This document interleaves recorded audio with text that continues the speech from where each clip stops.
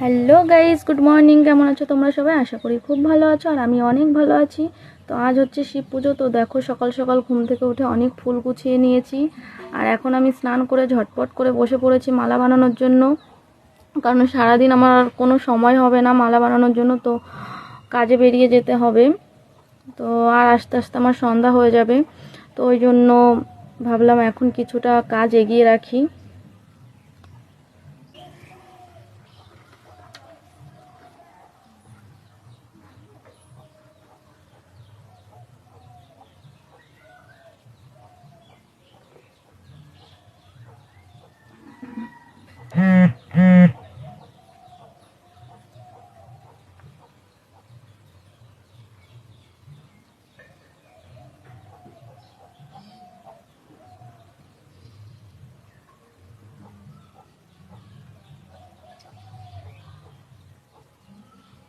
এই ফুলগুলো জানো তো বন্ধুরা, কাল তোলা হয়েছে। কারণ আজ যদি ফুল তোলার অপেক্ষাতে থাকা হতো তাহলে কোনো ফুলই গাছে থাকতো না।